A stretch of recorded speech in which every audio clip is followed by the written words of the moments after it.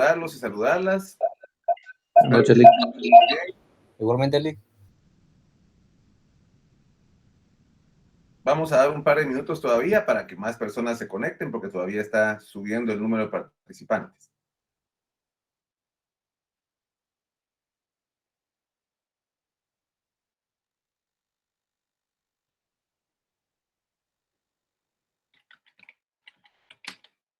Para mientras hablemos un poco del examen. Ya tienen ustedes su calendario de exámenes, ¿verdad? Sí, Lick. Perfecto. Entonces ya saben que empiezan la próxima semana, el lunes, si mal no estoy. Anda circulando ahí una imagen, Lick, pero no sé si es oficial de los exámenes. Lick, buenas noches. Anda circulando información, pero no es oficial porque no está en Derecho Cloud, entonces no sabemos si es verídico. Ahora, si bueno. alguien lo tiene, tal vez lo pudiera compartir, por favor, compañeros. Yo lo tengo ahí, lo voy a compartir porque a mí me lo mandaron de coordinación. Por eso creo que sí es verídico. Ahorita se los comparto. Gracias, licenciado, muy amable.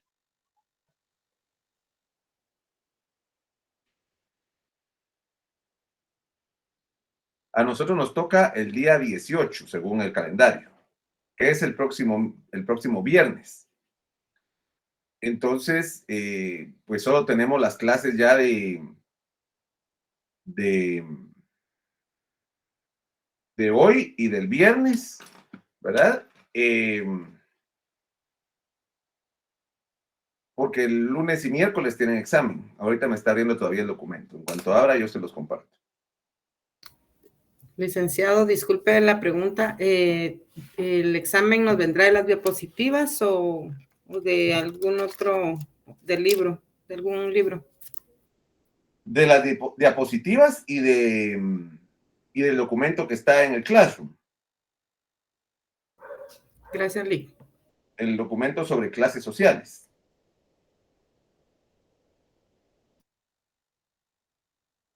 Esos dos son los materiales para el examen. Voy a subir las diapositivas. La primera parte, que es la sociología general, ¿verdad? Y luego voy a subir la parte que vamos a comenzar el día de hoy, que es sociología de Guatemala. Entonces, el examen viene sobre esas dos cosas, sobre las diapositivas y sobre el documento en Classroom. Está ahí, que se llama el material para el primer parcial que les decía, que de la página 105 a la 126 de ese.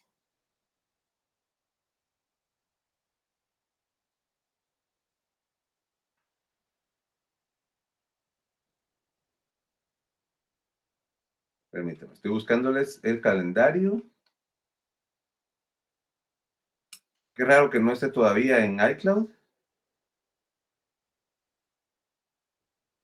Inclusive para las notas de retrasada mandaron un link en los grupos, pero en iCloud no se puede verificar el resultado retrasado. Ah, bueno.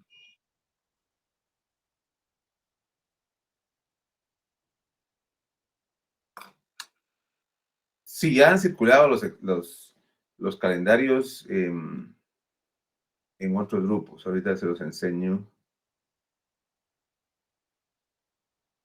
Que son dos imágenes. Voy a presentar la pantalla.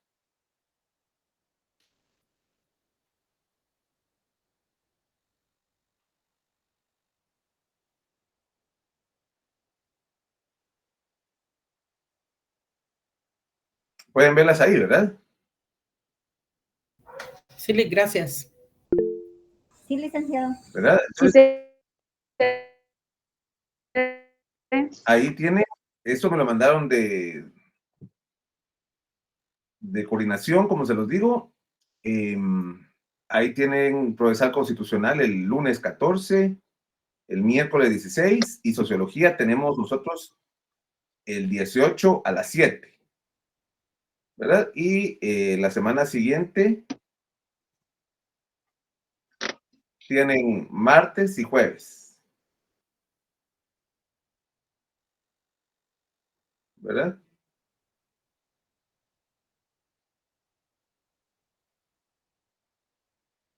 Muy bien.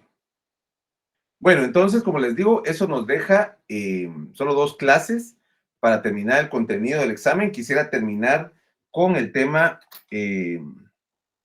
de Sociología de Guatemala. Terminar hoy y el viernes ese tema. Lo que vamos a hacer ahora es aplicar los contenidos teóricos que hemos venido viendo estas semanas al caso de Guatemala, al caso concreto.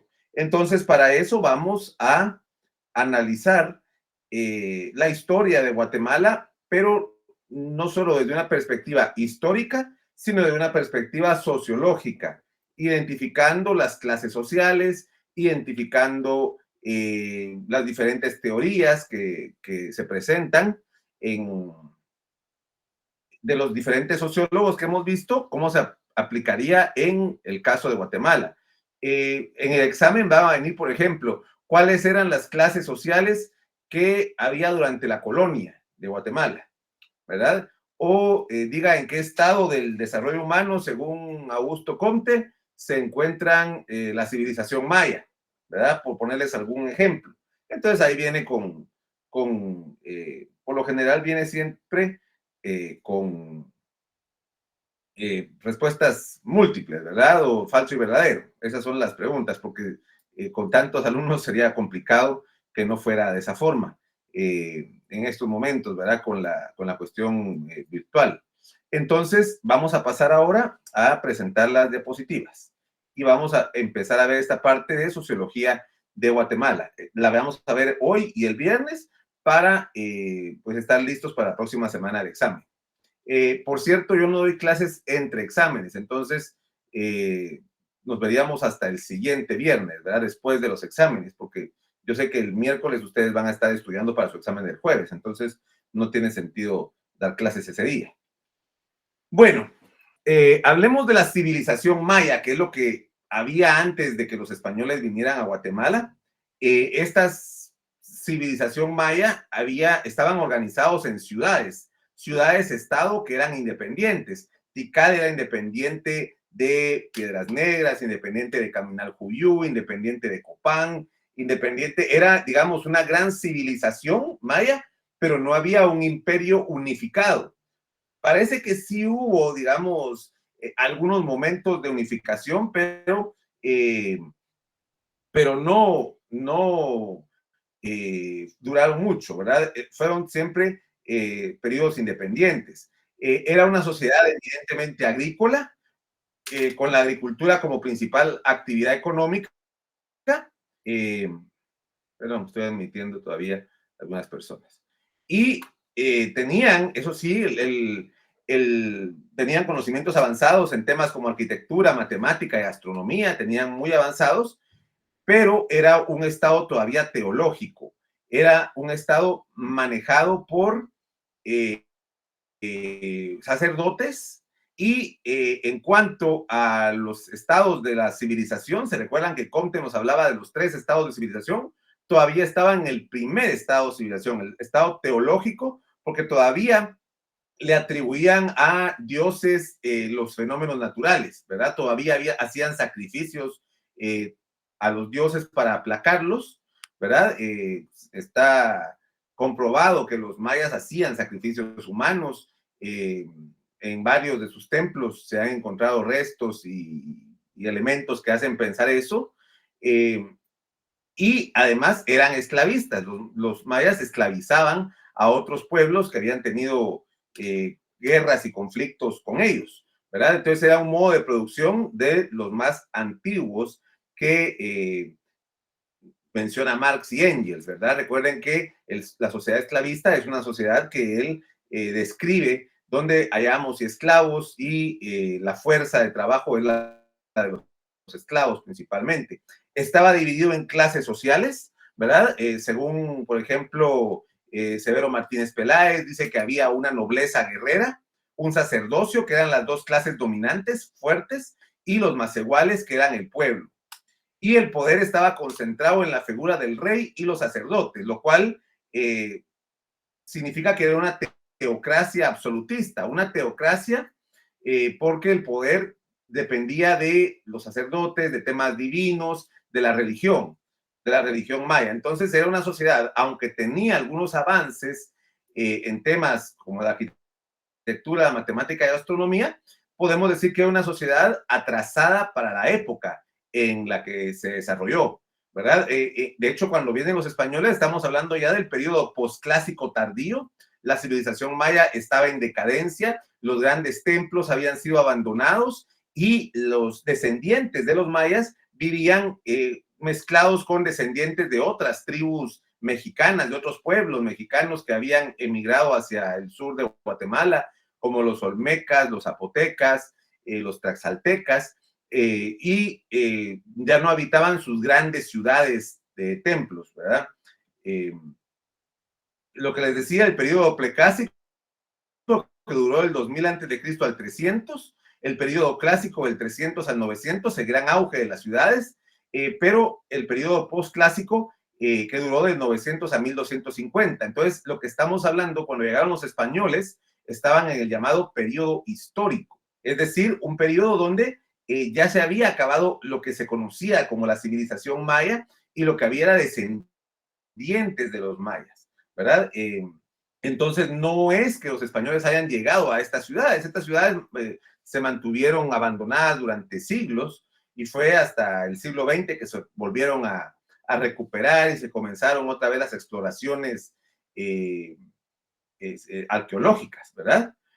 Lo que había, como les digo, eran pueblos mayenses, como los Mame, los Ixile, los Pocomames, los Quichés, Cachiqueres y Sutuiles, que eran pueblos toltecas que invadieron a estos pueblos mayas y se mezclaron con ellos y formaron los señoríos, que era el más fuerte de ellos, el Quiché, que imponía tributo a los otros pueblos, ¿verdad? Y estos pueblos se mantenían peleando. Igual los españoles, cuando llegaron a México, encontraron que los aztecas dominaban a otros pueblos. Aquí en Guatemala encontraron que había guerras entre los distintos pueblos. Eso explica por qué los españoles, al ser tan pocos, porque eran pocos realmente en las primeras expediciones, pudieron derrotar a pueblos que eran de miles de personas, ¿verdad? Además de otros elementos, por ejemplo, las plagas que trajeron, las armas de fuego, ¿verdad? ¿Por qué? Porque los españoles hay que otra vez regresar a los estados los estados del desarrollo humano que nos planteaba Augusto Comte a finales del siglo XV, 1492, principios del XVI, 1500. La sociedad española era la sociedad más avanzada de Europa, o una de las más avanzadas de Europa. Era una sociedad que ya tenía un conocimiento racional, ya estaba en una etapa de desarrollo humano avanzada, ya conocían el acero, la pólvora.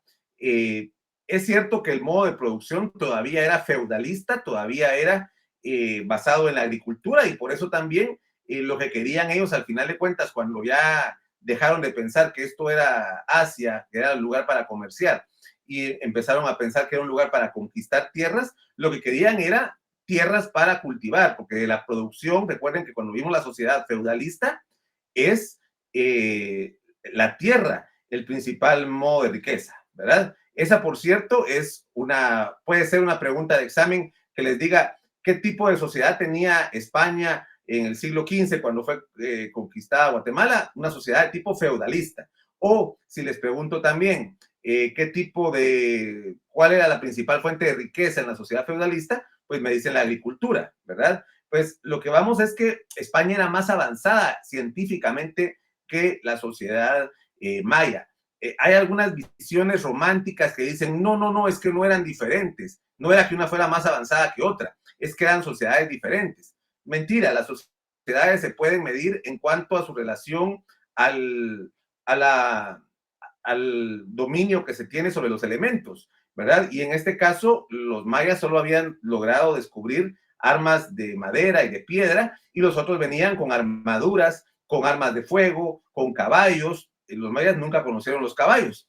Entonces sí había un avance tecnológico, científico, y nos diría Augusto Comte, la sociedad era más avanzada, había logrado un mayor dominio de la ciencia, y también tenía un sistema de gobierno monárquico, y habían pasado por muchas guerras. Esto es otra cosa importante. España era un país guerrero que había logrado reconquistar su territorio que estaba invadido por los moros, ¿verdad?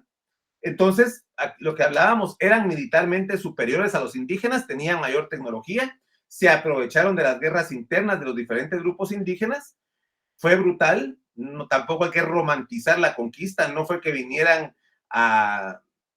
digamos, a catequizar y alfabetizar a los indígenas, no, fue una masacre, muchas masacres, y además millones de indígenas murieron por las enfermedades que trajeron los españoles, no tenían anticuerpos aquí para las enfermedades que traían los españoles, ¿verdad? Y una vez conquistados, en este primer momento se dan los dos formas de repartición de la riqueza, que eran el repartimiento y la encomienda. ¿Qué era esto? Era que los conquistadores repartían la tierra entre los que vinieron a conquistar y repartían también los indígenas para que la trabajaran. En un primer momento fue una situación de esclavitud, una sociedad como la española que tenía una sociedad feudal, pero cuando viene a conquistar Guatemala y América en general, se convierten en esclavistas en este primer momento, ¿verdad? Recuerden que además que la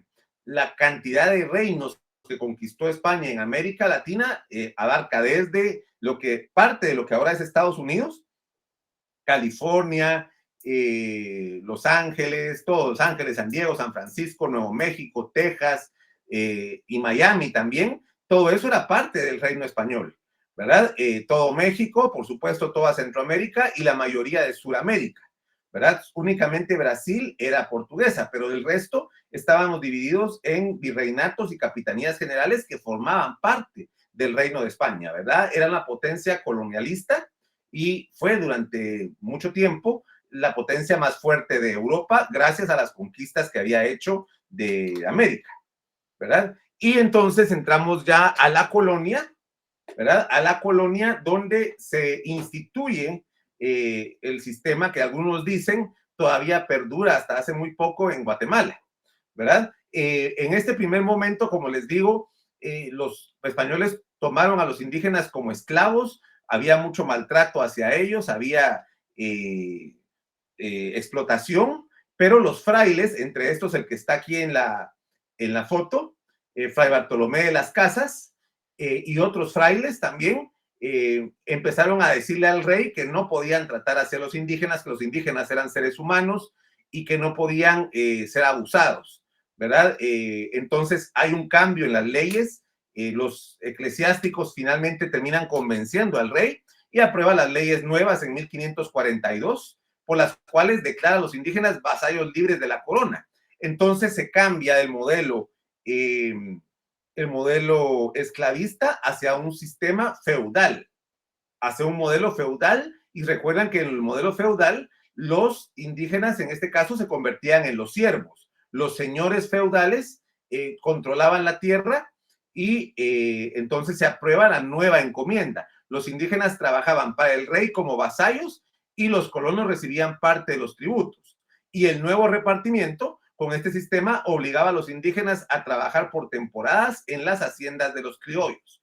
No estaban en una situación propiamente de esclavitud, pero sí estaban en una situación de servidumbre donde eran obligados a trabajar por temporadas en las haciendas de los criollos o los conquistadores, los españoles que habían venido y que habían tenido hijos. Recuerden que el término criollo se refiere a los hijos de españoles nacidos en las colonias, ¿verdad? Entonces, los españoles que vinieron tuvieron su familia, tuvieron sus hijos y estos heredaron las haciendas, las grandes fincas que estos tenían, ¿verdad? Y los indígenas fueron ubicados en los llamados pueblos de indios, que eran lugares cercanos a las haciendas donde podían vivir y tener tierras comunales, ¿verdad? Entonces, los indígenas fueron la clase social explotada durante la colonia por tres formas de explotación. La forzosa, gratuita, que era la que era obligado a trabajar tanto para el rey o para los terratenientes. La semiforzosa gratuita, que también era para los terratenientes, y la asalariada muy barata, que también había una forma de salario, pero muchísimo, muy barato. Los indígenas aparte tenían sus tierras comunales dentro de los pueblos indígenas, ¿verdad? Entonces, sí, la situación de los indígenas durante la colonia fue una situación de explotación. Quienes tenían el poder político eran los criollos, los hijos de los españoles nacidos en Guatemala y sobre todo las autoridades españolas que cada cierto tiempo mandaban un virrey, un capitán general, que eran españoles directamente de lo que se conocía como la península, que era el reino de España en ese momento, ¿verdad? Pasaron 300 años en esa situación sin mayores cambios hasta que se da la declaración de independencia en Guatemala como parte de la declaración de independencia de toda América Latina, ¿verdad? De hecho, Centroamérica fue la última de las colonias españolas. Bueno, después todavía Cuba se mantiene siendo parte del Imperio Español, pero de las últimas países en declararse independiente fue Centroamérica. Y era cuando ya se había declarado independiente México, que era el virreinato, y también la mayoría de Sudamérica. Entonces, los notables, al final fueron las élites, los criollos directamente, quienes declararon la independencia. Se juntaron el jefe político, los diputados provinciales, el arzobispo, la audiencia territorial, el cabildo eclesiástico, el ayuntamiento, el ilustre claustro, el consulado, el colegio de abogados, que ya existía en ese tiempo, y otros funcionarios públicos, y dijeron, antes de que el pueblo vaya a pedir la independencia, mejor declarémosla nosotros, y vamos a mantener a las mismas autoridades coloniales, el mismo sistema económico para que nada cambie. Por supuesto, ellos eran los que manejaban todo el tema de la economía en Guatemala y lo que querían era independizarse para poder comerciar con otros países, porque hasta ese momento todo estaba dirigido por España.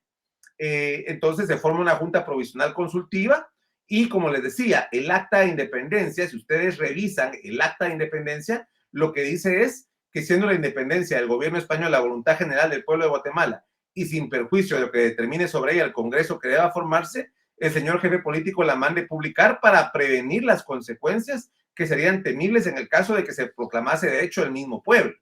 O sea, desde la misma independencia de Guatemala no se dejó elegir al pueblo, se hizo por parte de las élites que controlaban el poder político, económico, que eran venidos de España, descendientes de españoles, ¿verdad? No hay ningún prócer de la independencia indígena. Quienes hayan visto el retrato de Atanasio Tzul en la lista esa de próceres de independencia, es mentira. Atanasio Tzul era un líder indígena que se quiso rebelar contra España, pero crear su propio reino y lo asesinaron.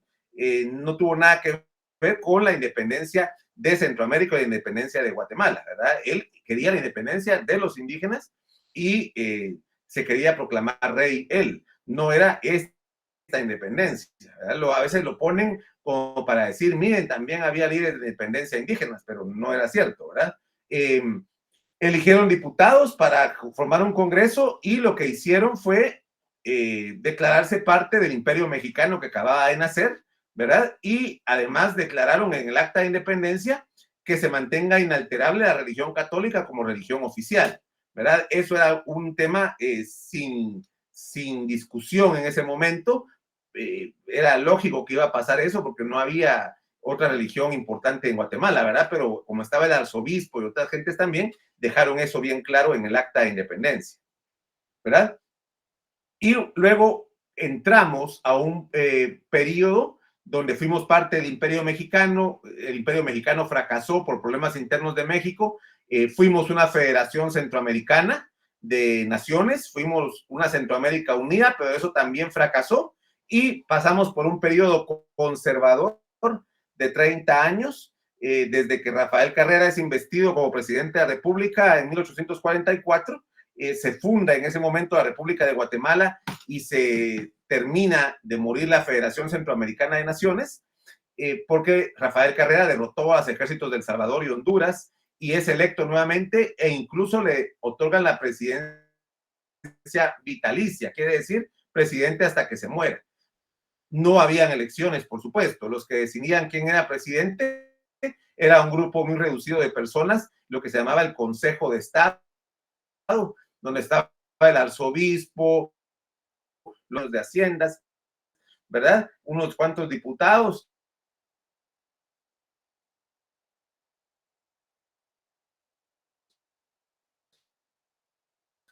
Eso no funcionaba en Guatemala, durante ese momento, durante esos 30 años, ¿verdad? Digamos, fue una etapa oscurantista con muchos retrocesos, regresamos casi a como éramos colonia, ¿verdad?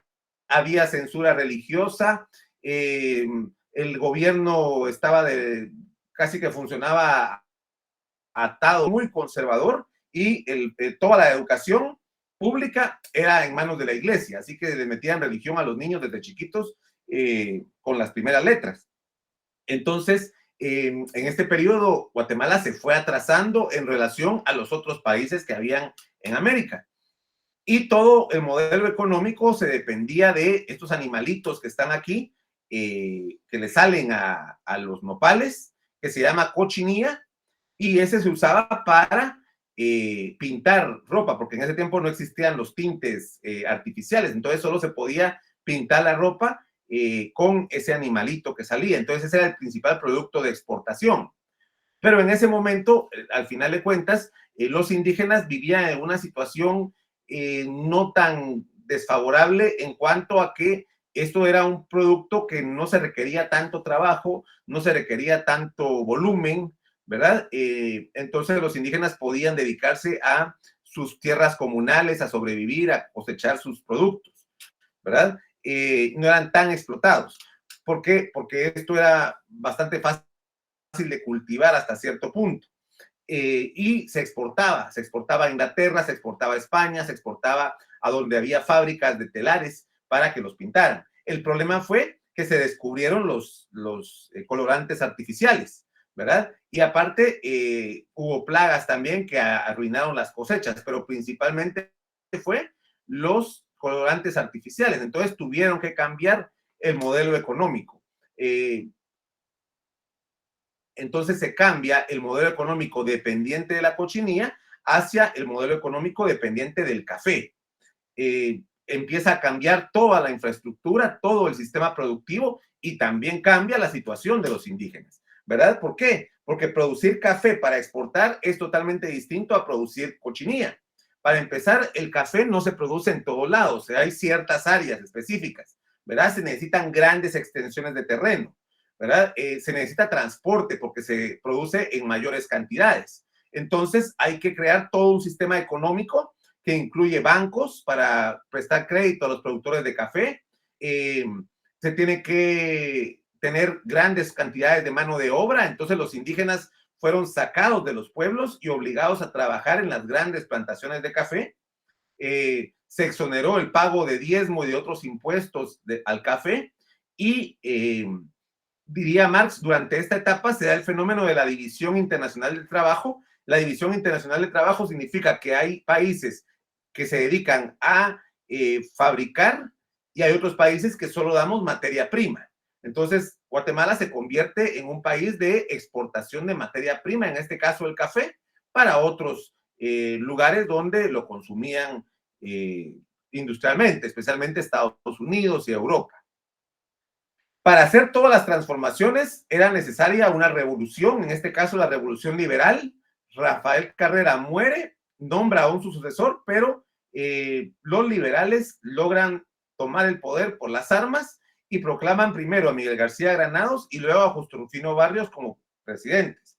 Ahora, el gran transformador socialmente hablando, económicamente hablando de Guatemala fue Justo Rufino Barrios, ¿verdad? Él fue presidente durante 12 años, del 73 al 85, fundó el ejército, gobernó sin constitución 6 años y intentó unir Centroamérica y no lo logró, pero digamos sí transformó la situación económica guatemalteca hacia un país agroexportador.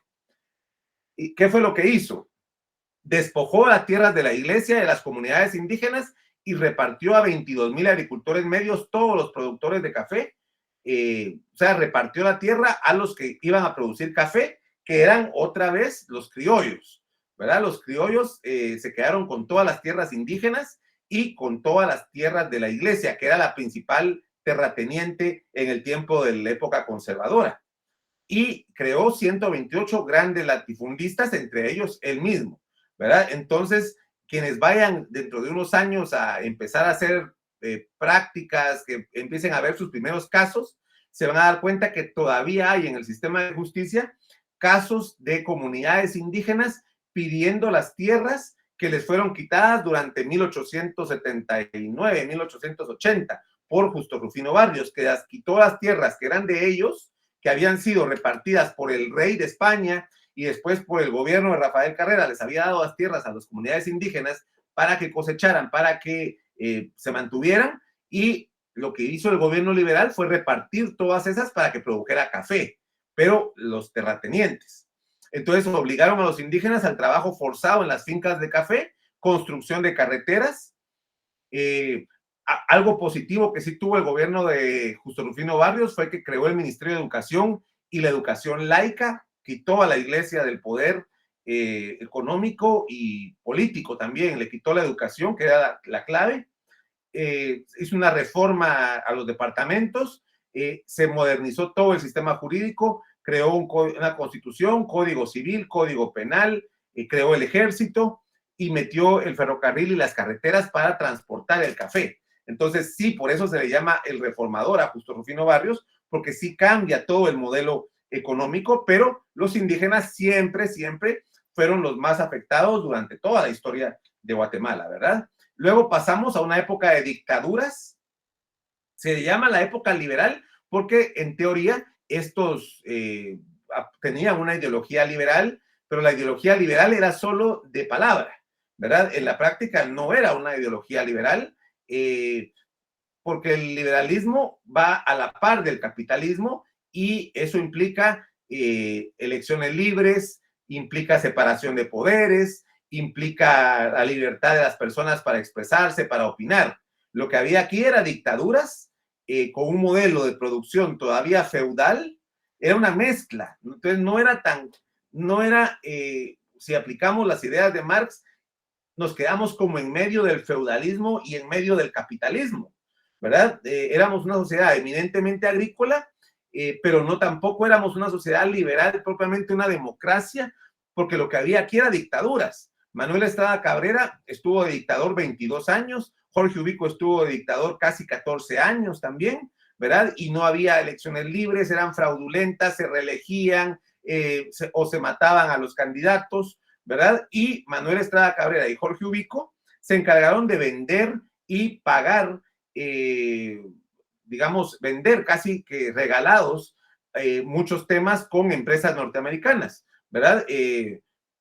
La United Fruit Company, la UFCO, era la empresa que tenía el monopolio de la producción de banano, pero además tenía todos los correos. Y esta misma empresa tenía otra empresa subsidiaria, que era la International Railways of Central America, que tenía la concesión por 99 años de la línea férrea.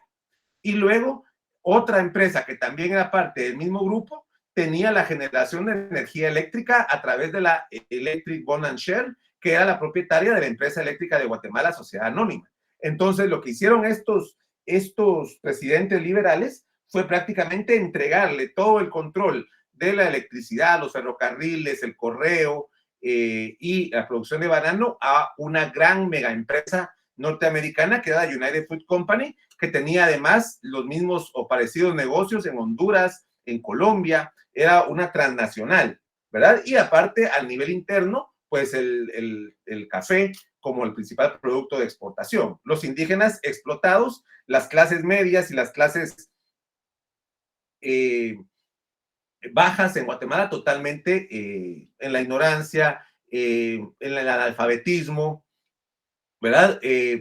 Para 1945 el 70% de la población era analfabeta, el 2% de los terratenientes era el dueño del 72% de la tierra, pero esta solo 1% estaba cultivada. El 75% de la producción guatemalteca era agricultura. La industria era prácticamente inexistente, o era agricultura o eran servicios, nada más lo que había. Los principales productos de exportación eran café y banano. Era una sociedad conservadora, ultra religiosa también. Los indígenas llevaban 400 años ya siendo explotados. De los 124 años de vida independiente, 75 años habían sido gobernadas por las dictaduras de Carrera, de Barrios, de Cabrera y de Ubico, ¿verdad? O sea, no conocimos la democracia real hasta 1945, Y como les digo, la empresa bananera controlaba el ferrocarril, la empresa eléctrica y el correo. O sea, Guatemala era un país sumamente atrasado en relación a otros países, incluso de América Latina, ¿verdad? El subdesarrollo, el retraso económico tiene sus orígenes en esto, en las dictaduras, en un modelo que solo favorecía a unos pocos, en un modelo económico que solo favorecía a unos cuantos, en una sociedad muy conservadora, en temas de desigualdades muy profundas, sobre todo con la mayoría de la población, que era población indígena. Hasta que cae Ubico, ¿verdad? Como producto de la lucha internacional, digamos, contra el nazismo, contra el fascismo, la Segunda Guerra Mundial, la gente se rebela al final contra Ubico, sobre todo porque él quería volver a reelegirse, ya llevaba 14 años y quería volver a reelegirse, estudiantes universitarios, maestros, sindicalistas, trabajadores y también la clase poderosa le dijo que ya no podía seguir a Ubico hasta que renuncia, ¿verdad? Hubieron manifestaciones, hubieron muertos en las manifestaciones, al final Ubico tuvo que renunciar. El Congreso todavía intentó darle el poder a Federico Ponce Baides y todavía se quiso mantener un poder y empezó la represión contra los disidentes hasta que la gente envalentonada porque había logrado quitar a Ubico se rebeló y se dio la Revolución de Octubre, ¿verdad? Donde los líderes eran dos militares, el capitán Jacobo Arbenz y el mayor Francisco Javier Arana, pero también muchos estudiantes, profesionales, trabajadores, maestros, que se unieron el 20 de octubre. Al final cae Ponce Baides y se integra la Junta de Gobierno revolucionaria, ¿verdad? Que convoca a la Asamblea Constituyente y a las elecciones, donde queda de presidente Juan José Arévalo, el papá de Bernardo Arévalo, el actual candidato de Semilla, ¿verdad? Juan José Arévalo era un profesor universitario, vivía en Argentina y se vino en la campaña política, ganó con el 85% de los votos y asume su presidencia el 15 de marzo. Algunos autores dirían que es hasta el momento que llega Juan José Arévalo y Jacobo Arbenz que el Estado de Guatemala ya pasa a un Estado capitalista, ¿verdad? Donde ya se aprueban ciertas condiciones de trabajo. Por ejemplo, se aprueba el Código de Trabajo en 1947, se crea el ICS en 1948, ya se permite libertad política sindical. No era comunista, al contrario, era anticomunista, pero también era antidictaduras, ¿verdad? Tuvo varios golpes de Estado, intentos de golpes de Estado, porque las empresas de Estados Unidos y los empresarios nacionales se oponían al Código de Trabajo. Hay que entender, cuando ustedes vean derecho laboral, hay que entender que hasta este momento todas las relaciones de trabajo se regulaban por la oferta y la demanda. No había salario mínimo, no había vacaciones, no había condiciones mínimas de trabajo. Entonces, la revolución que causó Arévalo con el Código de Trabajo fue muy importante y hubieron varios intentos de Estado, uno de ellos incluso liderado por Francisco Javier Arana, pero cuando lo iban a detener, lo asesinaron y esto provocó un levantamiento militar que sacó a ciertos grupos del ejército de Guatemala. Y hubieron elecciones, ganó Jacobo Arbenz Guzmán, que era el ministro de Defensa de Juan José Arévalo, y él intentó todavía más que Arévalo hasta cierto punto transformar a Guatemala de una nación semicolonial a una nación económicamente independiente. Él quería un país capitalista y moderno y elevar el nivel de vida a las grandes mayorías. En realidad, él no era tampoco comunista. Lo que pasa es que la campaña negra de ese tiempo, que fue muy parecida a la campaña que en realidad no era comunista. ¿Qué fue lo que hizo Jacobo Arbenz? Bueno, construir la hidroeléctrica de Purún-Maninalá en Escuintla para quitar el monopolio que tenía la empresa norteamericana de electricidad. Construir la carretera al Atlántico para que no dependiera toda Guatemala del ferrocarril que era propiedad de la empresa norteamericana.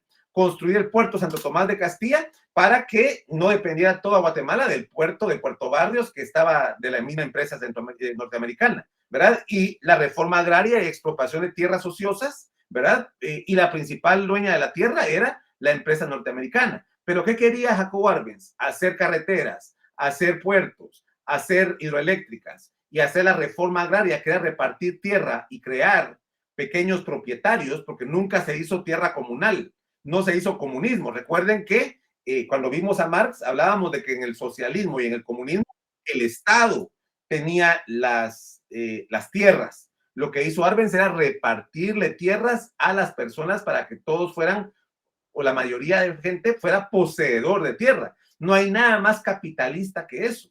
Lo que está haciendo es repartirle tierra a la gente. Si fuera comunista, el Estado apropiaba toda la tierra y la gente solo iba a trabajar a las tierras del Estado. Esa es la gran diferencia y por eso no hay que engañarse. En ningún momento, ninguna política, ni siquiera la reforma agraria de Arbenz fue comunista. Todo fue intentar hacer a Guatemala más capitalista, ¿verdad? Y por eso estudiamos a Marx y sabemos ya que el capitalismo es el método de producción donde la propiedad privada de los medios de producción, y el socialismo, sabemos que esa es pregunta de examen también, en este sistema la propiedad privada es la propiedad privada es abolida y pasa a ser del Estado, pues es el socialismo o el comunismo, ¿verdad? Por favor, Iván.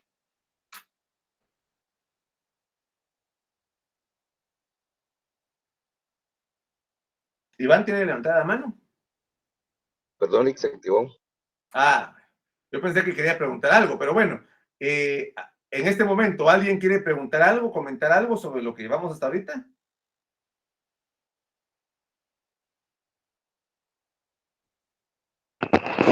Licenciado, buenas noches. Hola, Alexandra. Usted dijo ahorita algo, la propiedad privada, ¿era qué? Lo último ya no le escuché. Que en el sistema socialista, recuerden que la propiedad privada queda abolida. Se suprime la propiedad privada de los medios de producción. ¿Y qué son los medios de producción? Las fincas, las fábricas, los comercios, todo eso pasa a ser del Estado en el socialismo. Entonces, durante el gobierno de Jacobo Arbenz y de Juan José Arévalo, jamás se expropió para que se la quedara el Estado. Lo que hacían era expropiar las tierras grandes para repartirlas en parcelas pequeñas y dárselas a la gente. Entonces, no tiene nada de comunismo eso, sino que está haciendo propietarios a la gente, es puro capitalismo, ¿verdad? Heidi, por favor. Buenas noches, licenciado. Entonces, mi duda es, ¿por qué Jacobo Arbenz es exiliado? Ahí viene el asunto, ¿verdad? Porque se hizo aquí, vamos a seguir entonces para responderle la pregunta y después hacemos otra pausa para más preguntas. ¿Qué fue lo que pasó? Que en todo lo que él hacía estaba tocando intereses del sector económico poderoso de Guatemala y sobre todo del sector económico poderoso de Estados Unidos, ¿verdad? Hay que entender que Guatemala era un pequeño país que casi todo era propiedad de la United Fruit Company, ¿verdad? Los ferrocarriles, los correos, la hidroeléctrica, la principal bananera. Entonces, cuando empiezan todos estos actos de Jacobo Arbenz, afecta a esa gran empresa lo que les contaba yo era que el decreto 900, la reforma agraria de Jacobo Arbenz, estipulaba que las tierras que estaban entre las 90 y las 272 hectáreas iban a ser expropiadas solo si menos de 2/3 de la finca estaban cultivadas. Solo si menos de 2/3 de la finca. O sea, si había 2/3, no podían expropiarla. Lo que pasa es que casi todos tenían un montón de tierra y no la cultivaban, sino era solo acumular la tierra, los grandes finqueros. Las fincas de menos de 90 hectáreas no iban a ser afectadas, solo las mayores de 90 hectáreas, o sea, solo las grandes fincas. Las fincas nacionales del gobierno iban a ser parceladas para ser repartidas entre la gente, ¿verdad? O se iban a dar en propiedad o en usufructo vitalicio a las personas. O sea, se les iba a dar se les dio a muchas personas para que la cultivaran hasta que se murieran o en propiedad. Lo que pasa es que cuando empezaron a dar en propiedad, empezó la gente a vender las tierras porque nunca habían tenido nada, ¿verdad? Entonces no sabían cómo cultivarlas. Uno de los grandes problemas era que las fincas expropiadas se les pagaba a los propietarios el valor que ellos habían declarado que valía la tierra para no pagar impuestos. Entonces los grandes propietarios habían declarado sus tierras con muy poco dinero para no pagar impuestos. Entonces se les pagaba con eso que ellos mismos habían declarado cuánto valía. Aproximadamente 100,000 familias recibieron tierra en ese tiempo, donde había muy poca gente en Guatemala, ¿verdad? No éramos 14 millones, eran como 2 millones de personas, de las cuales 100,000 familias recibieron tierra, o sea, una gran cantidad. Pero, como les digo, los mayores afectados eran los intereses de esta gran empresa que se llamaba United Fruit Company, ¿verdad? Y en Estados Unidos, el presidente, ese señor que se llama Dwight Eisenhower, que es el señor que está en la primera foto, pero el jefe el secretario de Estado, que es el segundo puesto más importante en Estados Unidos, es aquí como que fuera un ministro de Relaciones Exteriores, más un ministro de Gobernación, más un ministro de Defensa. Es un puesto muy importante en Estados Unidos. Lo ocupa este señor que está en medio, que se llama John Foster Dulles, y el jefe de la CIA es Alan Dulles.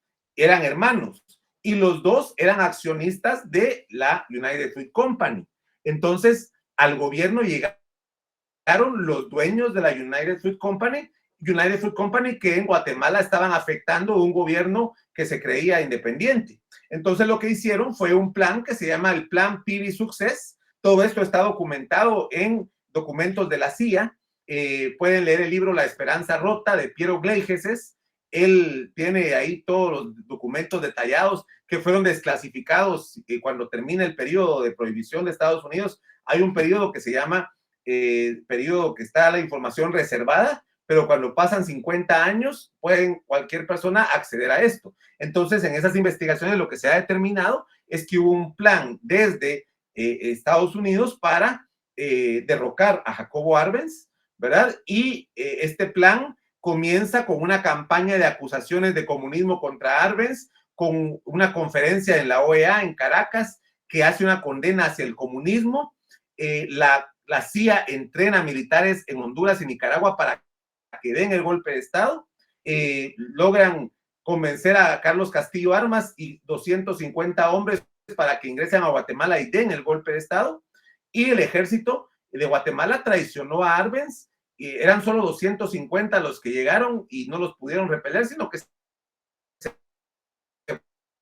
voltearon y se unieron con Estados Unidos. Les proporcionó unos aviones a los rebeldes, unos aviones que tiraban bombas, que no causaron muchos daños, pero que se asustaron a la población, asustaron al ejército, y hasta que el 27 de junio de 1954, Jacobo Arbenz renuncia, ¿verdad? Y es expulsado de Guatemala y le da el poder a Carlos Castillo Armas, y es expulsado de Guatemala, y cuando sale de Guatemala lo humillan todavía, lo obligan a quitarse la camisa y todo. Cuando se va a su viaje, ahí se va exiliado. ¿Por qué se fue exiliado? Porque Estados Unidos, una empresa muy poderosa, no le gustó que un presidente en Guatemala, digamos, fuera políticas que generaran cierta independencia, y por lo tanto lo acusaron de comunista y pagaron un golpe de Estado para que lo votaran. ¿Tenían vínculos los del gobierno de Guatemala con el Partido Comunista? Sí, sí tenían vínculos. ¿Estaban volviendo Guatemala comunista? No, para nada. Al contrario, estaban volviendo a Guatemala una sociedad capitalista, ¿verdad? Pero hay que tenerlo muy claro en ese sentido, sobre todo en estos tiempos donde estamos muy bombardeados por mucha desinformación y que estamos viendo un periodo de mucha polarización, ¿verdad? De mucha polarización que nos recuerda la Guerra Fría, que fue este enfrentamiento entre los países comunistas, socialistas y los países capitalistas, ¿verdad? La llamada Guerra Fría duró después de la Segunda Guerra Mundial, 1945 hasta 1992, y todo el mundo cayó en la Guerra Fría. Guatemala también cayó en la Guerra Fría, y fuimos uno de los primeros países que Estados Unidos dio un golpe de Estado para sacar a un gobierno que había sido elegido democráticamente, pero que, digamos, hizo políticas que no le gustó, básicamente, ¿verdad? Entonces, Ahora sí, ¿alguna otra pregunta, comentario en lo que llevamos hasta ahorita?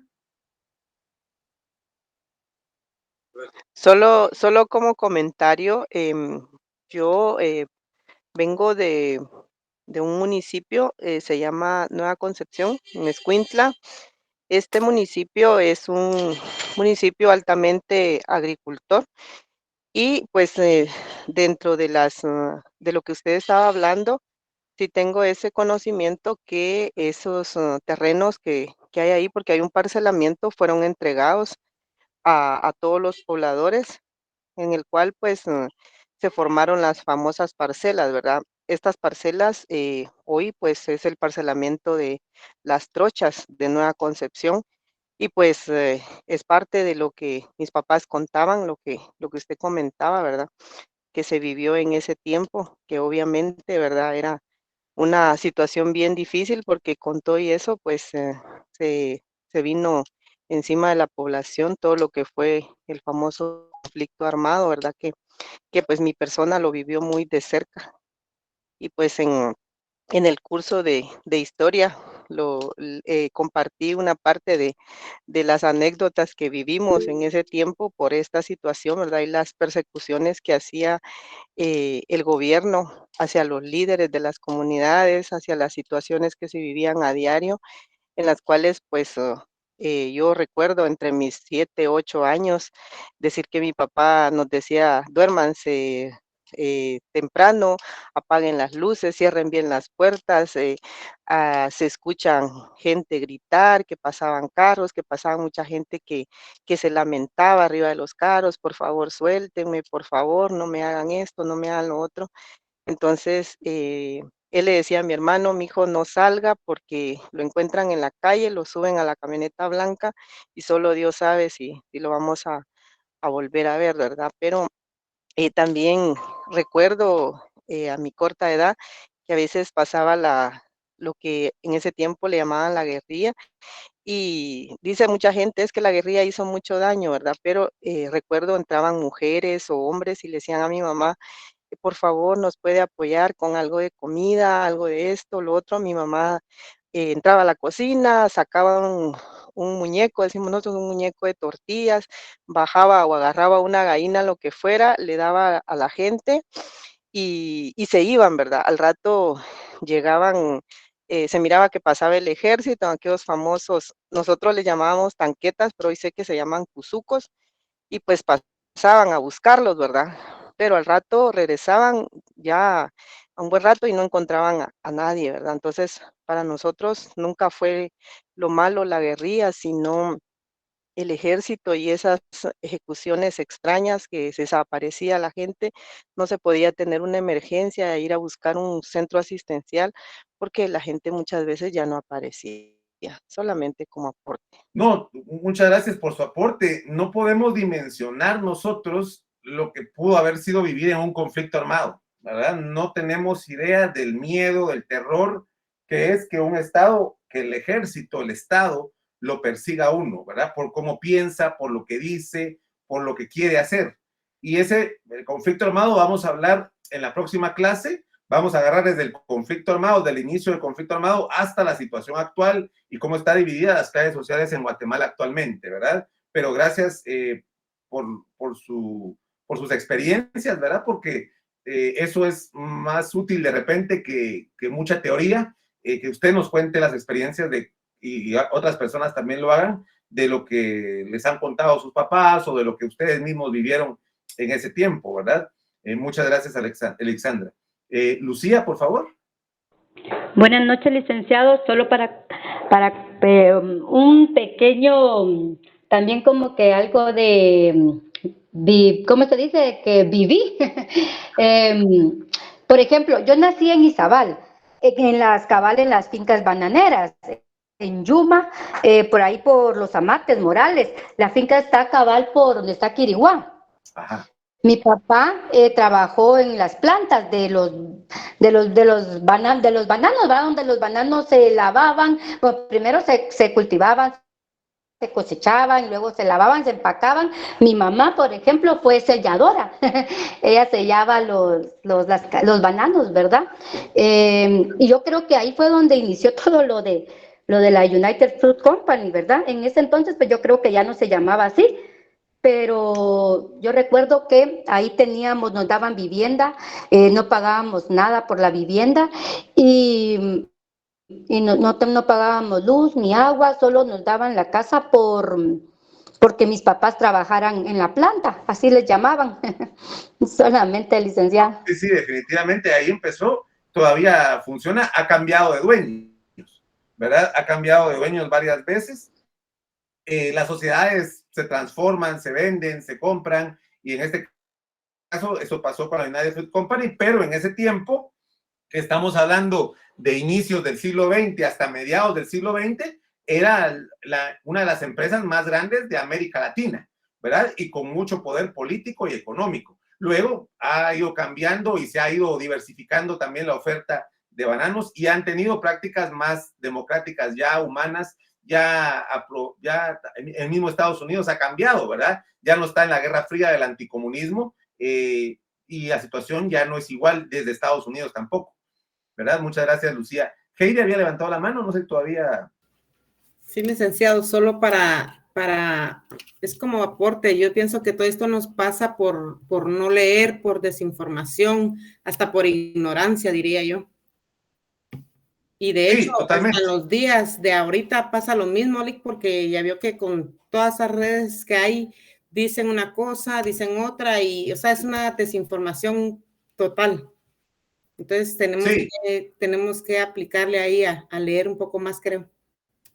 Sí, definitivamente hay una gran desinformación y en ese momento también había, hasta antes en los cines pasaban cortos donde decían que Arbenz era comunista, había mucha propaganda de Estados Unidos diciendo que era comunista, había una radio que se llamaba Radio Libertad que transmitía ataques contra el gobierno, el mismo arzobispo de Guatemala sacó al Cristo Negro de Esquipulas de puerta en puerta en las calles para decir combatan al comunismo, ¿verdad? Y cuando el gobierno de Arbenz nunca fue comunista, si hubiera sido comunista hubiera expropiado la propiedad privada, hubiera también expropiado a la iglesia definitivamente. Todos los países comunistas sí habían ataques hacia la iglesia, sí habían ataques hacia la propiedad privada, pero en este caso no, fue todo un tema de desinformación y un golpe de Estado bien planificado. Gregorio, por favor.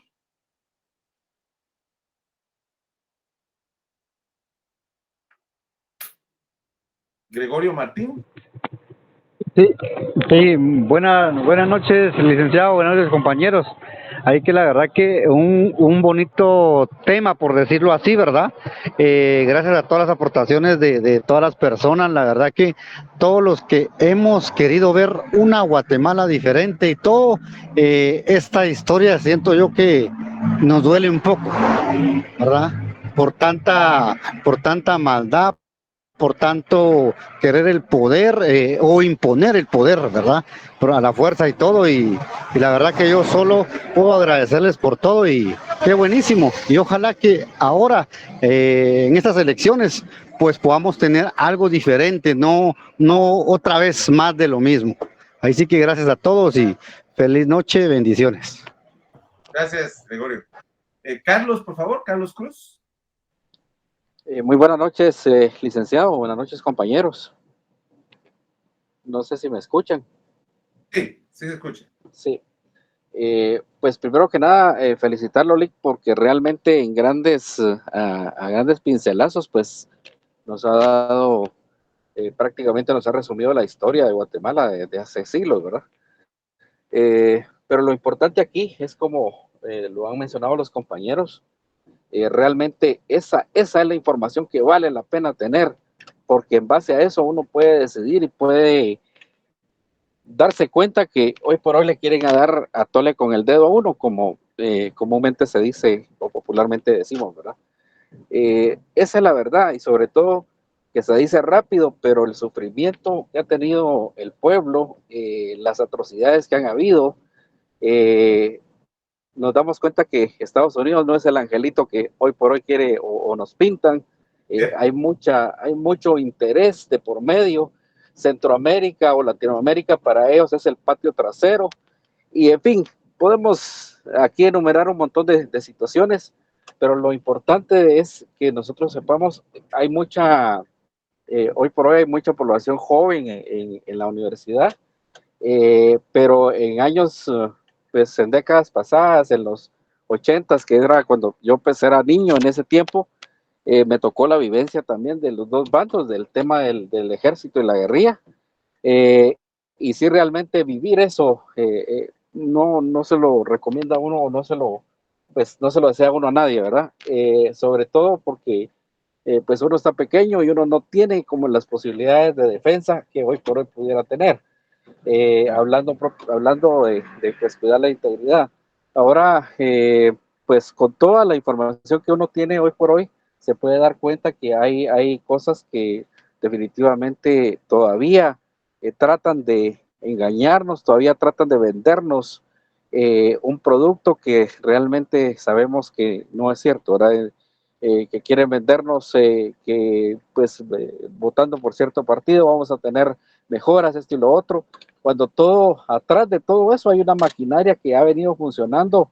Los tres poderes del Estado han venido funcionando con gente que definitivamente ve solo los intereses de las élites, que son las que todavía dominan en el país, ¿verdad? Atrás del gobierno hay una maquinaria que funciona y funciona muy bien, y si no, pues veamos cómo nos tienen ahorita, ¿verdad? Entonces creo yo que esta información, licenciado, es valiosa para que todos nosotros, y principalmente la juventud, pueda razonar y pueda darse cuenta de cómo o hacia dónde enfocar los esfuerzos para poder tener una Guatemala mejor, como decimos. Yo lo que quiero también, ya para terminar, pues si no le quito el tiempo a usted, es denotar el papel fundamental que la Universidad de San Carlos de Guatemala ha tenido también en esos periodos de lucha, en esos periodos donde se ha pronunciado a favor del pueblo, y por supuesto que han habido mártires, por supuesto que ha corrido la sangre, pero si no fuera así, hoy por hoy no tendríamos el país que tenemos. Muchas gracias, licenciado. Feliz noche, compañeros. No, gracias, Carlos, por su intervención, de verdad muy buena intervención, y cierro con esto que usted dice, ¿verdad? Por eso es que no dejan abrir la universidad ahorita.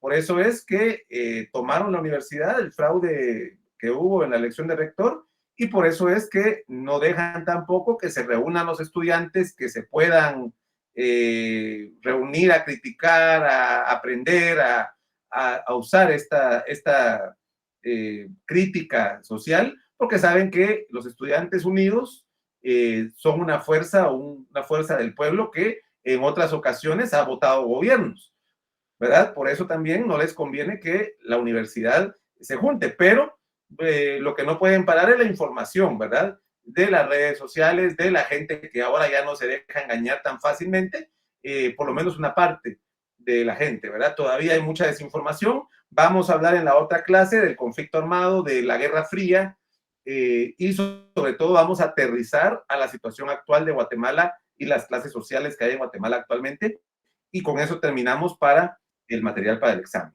¿verdad? Entonces, les agradezco mucho su participación y su asistencia a la clase de hoy, y nos vemos el día viernes a las 7. Feliz noche.